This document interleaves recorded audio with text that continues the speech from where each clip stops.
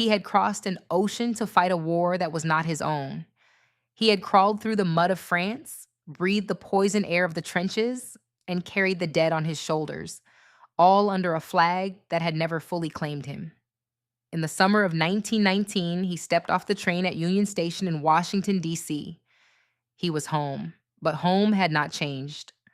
Home had only sharpened its teeth. Washington, D.C. was a city of contradictions.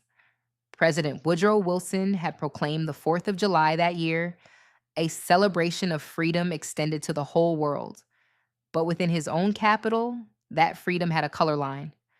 Black residents, teachers, porters, clerks, and veterans lived in the Southwest Quadrant, in the alleys behind Grand Avenues, in the shadows of monuments built by their ancestors' hands. Yet there was another Washington. In the LeDroit Park neighborhood near Howard University, a thriving Black intellectual community had taken root. Howard students had torn down the whites-only gates of LeDroit Park back in 1888, claiming the neighborhood as their own. By 1919, it had become a fortress of Black achievement. This was the Washington that W.E.B. Du Bois wrote about, the Washington that believed the war would change everything. 380,000 Black men had served in the Great War. They fought under the French flag when America refused to let them fight under its own.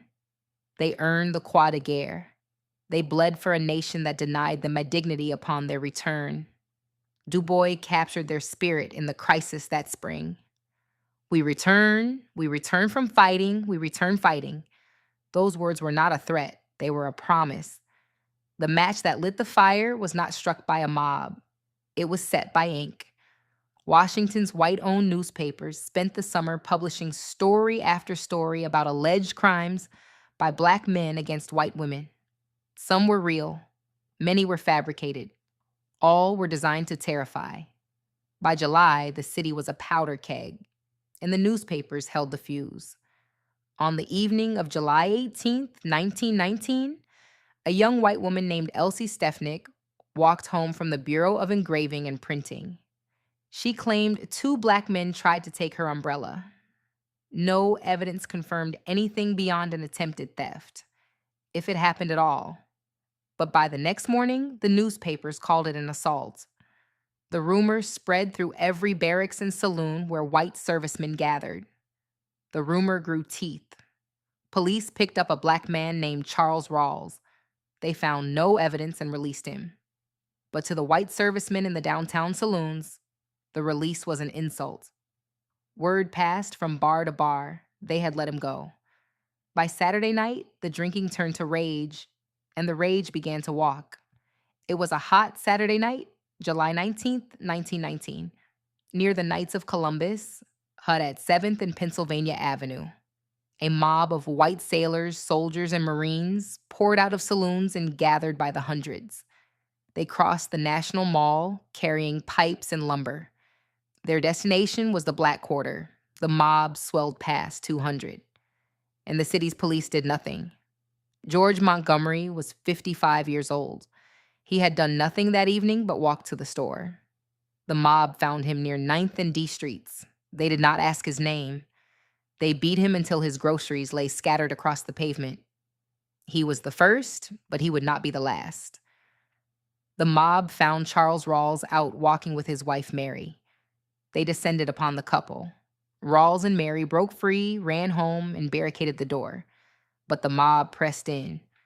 Then something happened the mob did not expect. The neighbors came. Black men and women rallied to the Rawls' defense. A sailor fell wounded. The mob scattered. For the first time that night, the mob had met resistance. The police arrived, not to stop the mob, but to arrest the defenders. 2 white ringleaders were detained. 8 Black men were taken in. The imbalance was the message. By Sunday morning, Black families locked their doors. Mothers pulled children from stoops. Fathers sat near windows, watching streets they had once walked freely. By Sunday evening, mobs roamed Pennsylvania Avenue, pulling Black passengers from streetcars within sight of the White House. The police stood by. President Wilson offered no word. But in LeDroit Park, near Howard University, something shifted. Black veterans positioned themselves on rooftops. They formed blockades to protect the university and its residents. They had fought for democracy overseas. Now they would fight for survival at home. The Red Summer had come to the capital, and Black Washington refused to burn quietly. They tried to erase it. They tried to silence it, but we are still here, still telling the truth. If this episode challenged what you thought you knew, don't keep it to yourself. Push it forward. Start the conversation they tried to silence. This is Black Justice Untold. Please like, comment, share, and subscribe.